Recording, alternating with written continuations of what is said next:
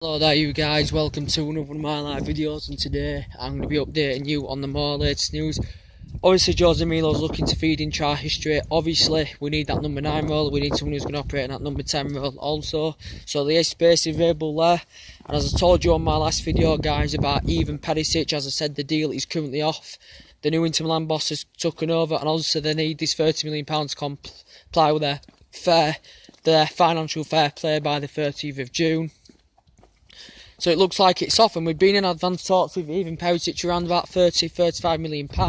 I did say he's very good in the air, very skillful, but he's not worth and Inter Milan looking more in the region of £44–48 million. And I did say he is not worth £48 million. As currently Inter Milan, well, the new boss is currently basically offering him a new contract, as we do need that dedicated width, and it does look realistic now that he won't be coming to Manchester United. But I am sick of these intense speculations, as I said guys about Fabinho. Fabinho is very good in the air, very precise on the ball, very composed. He's achieved well with Monaco, and Mourinho's looking for a reunion with him on that loan spell with Real Madrid when he worked with him.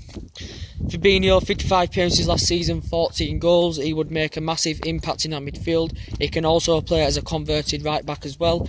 As I did say, he said to Brazilian TV, "What's my squad world number?" And he did also say it's a tempting invitation for him to come to Manchester United. But I don't think the Matic coming deal will snub the Fabinho deal off. I think we're still in there for Fabinho. I think Matic is like a Chelsea reject, if you get what I mean, guys. He is not worth £40 million. We can get someone better than him for less than £40 million, or just around about £40 million. Matic doesn't complement the likes of Fabinho. Matic does have some good skills, but I think he only participated in 3 games last season for Chelsea, or 4 or whatever it was. I think in total he's made around about 40 appearances. But Matic, he is tall, he's good in the air, but he doesn't complement the likes of Fabinho, and he's a Chelsea reject, and Chelsea are basically selling for the reason, you know, to also help them pursue Bakayoko, who they are looking in for a £35 million deal. But wait there. But Matic is not good enough, guys. You know, if we get him, then fair enough. He might develop himself, and I might be proved wrong. But he is very easily predictable as well. And Chelsea are selling him for the reason. £40 million for the likes of Matic. You know, we've drawn our attentions on Matic. Even Eric Dyer, we've been talks about £50 million. But I'd even prefer the likes of Eric Dyer to come than Man United. Also, we've been in talks. Well, with Fabinho, he's better than both of them, but I would prefer basically anyone in the centre defensive mids, especially that we've looked into more than Nemanja Matic. He's due a medical also, and it's around about £40 million, and it does look realistic now that he's coming to Manchester United. So basically, a lot of United fans are happy or ecstatic about this, but we've just got to accept that about Nemanja Matic, that he's coming to the likes of Manchester United. So. And Carrick's also good there. He's not strong enough going on to next season, so he'd be good there for a backup plan also. So we'll just have to see what happens about that. As I said to you guys about, what's the other name? Nainggolan, there's been talks about him. Round about £40 million offer has been offered according to reports, maybe. He made 41 appearances last season, scored 13 goals. He's basically, according to reports, one of the most efficient and top-rated players in Serie A. He's got fantastic passing ability, he's very good in the air, very skillful, very precise on the ball, and very composed on the ball. He's also very versatile, so what I've watched of him, I think he would be very ideal also for Manchester United, would Nainggolan. So we'll have to see what happens about that. Also, we're looking to get rid of players in the summer as well. And also with Alvaro Morata, that looks realistic as well. I think that could be announced by Monday about Alvaro Morata. He's also due his medical. He's just had his wedding. Congratulations to him. And also the past experience with Pogba and Mourinho will be absolutely beneficial for Manchester United with Alvaro Morata. He's guaranteed first team football with Manchester United, as he is not going to get it at Real Madrid, is Alvaro Morata. He's very good, he is very, very precise on the ball.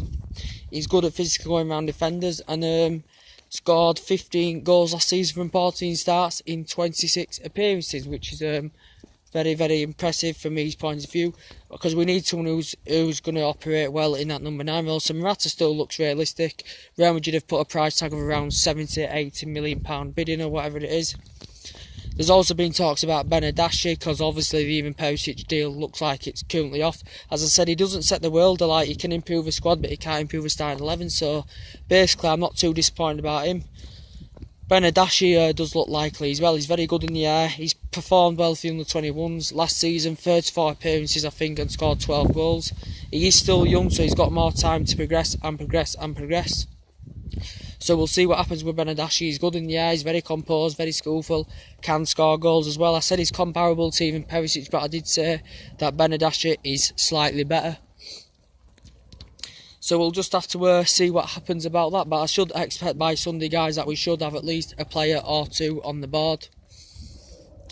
So we'll have to see what happens about that. And also, as I said, James Rodriguez. Well, it's been stemming for quite a while about James Rodriguez, guys, to be quite honest with you. That standing ovation he got, and then a lot of teams had been heavily linked to him. Liverpool had been there, Chelsea, Manchester United, AC Milan, and a lot of few other teams had been there.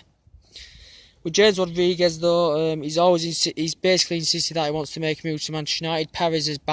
George Mendes Perez has banned him up for the top clubs, and he's basically insisted he wants to make a move to Manchester United. Scored 11 goals last season. He's very versatile, very good in the air. He's a good athlete.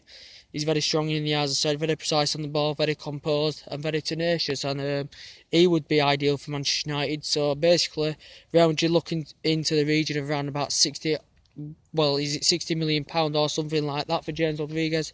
I'm not fully committed to it. I'm not fully convinced as yet, and we'll see what happens about that. But I'd love the likes of James Rodriguez to come to Manchester United, because we are lacking depth in that midfield, and Jose Mourinho's identified that as his key role. But we will see what happens. We've obviously got Victor Lindelof on the board. As I said, he does have reservations about his game. And Matic also has a lot of reservations about his game as well. So with the Matic case, that does look more than likely that's going to happen.